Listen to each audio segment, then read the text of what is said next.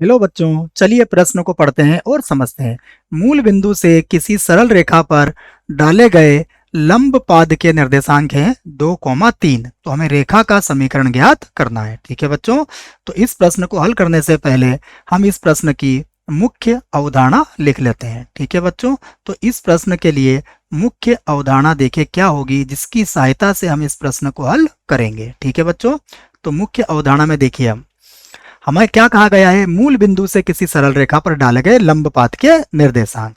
तो हमें सबसे पहले तो यहाँ पर लंबवत की शर्त पता होना चाहिए। ठीक है, तो हम मुख्य अवधारणा में सबसे पहले लिखेंगे लंबवत की शर्त।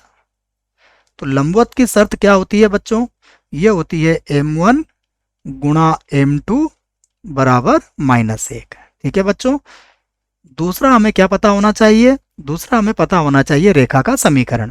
तो रेखा का समीकरण क्या होता है, y माइनस y1 बराबर m bracket x minus x1। ये एक बिंदु से जाने वाली रेखा का समीकरण है। अब देखते हैं प्रश्न में हमें क्या दिया है, तो हम लिख लेते हैं जो प्रश्न में दिया है।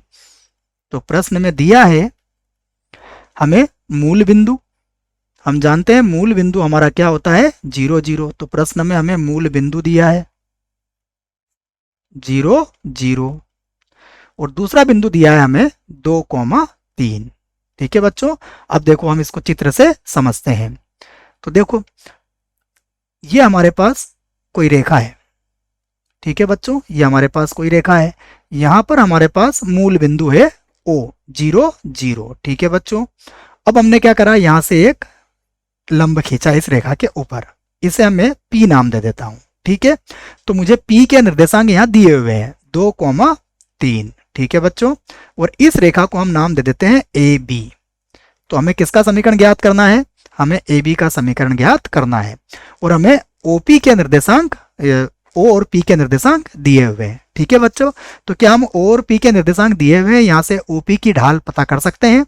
तो देखो आप इसी बात को यहाँ लिखोगे कि मूल बिंदु हमारे पास 0 0 है, तो इसको मैंने O से व्यक्त कर दिया है और इसको मैंने P से व्यक्त कर दिया है। तो मैं कह सकता हूं रेखा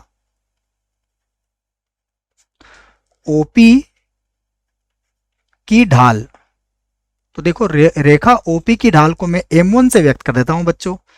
तो ढाल क्या होगी, सूत्र क्या लगेगा यहाँ पर, y2 माइनस y1 और बटे में आएगा x2 माइनस x1। ठीक है बच्चों, तो देखो y2 कितना हमारे पास 3 है, तो 3 माइनस 0 और बटे में होगा 2 माइनस 0।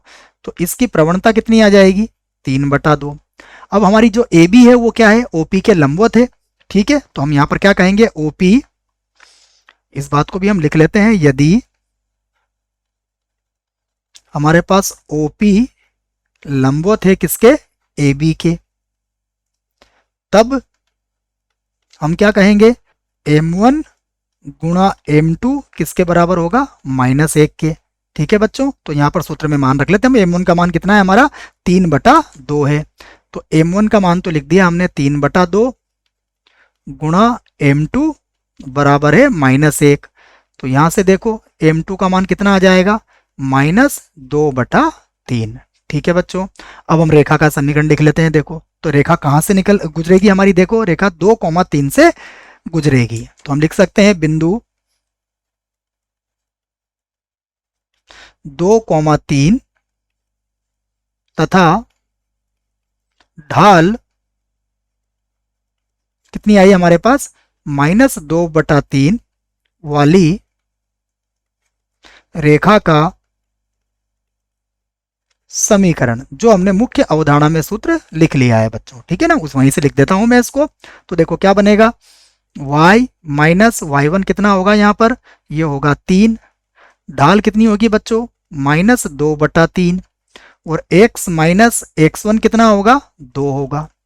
यहाँ से आप 3 को इधर गुणा कर दीजिए, तो ये हो जाएगा 3y माइनस का 9, ये होगा माइनस का 2x और ये हो जाएगा प्लस का 4। ठीक है बच्चों, तो आप 2x को बराबर के उधर लाइए, ये बन जाएगा आपका 3y, और 4 को जब इधर लाएंगे तो 9 और 4 हो जाएगा 13। बराबर 0।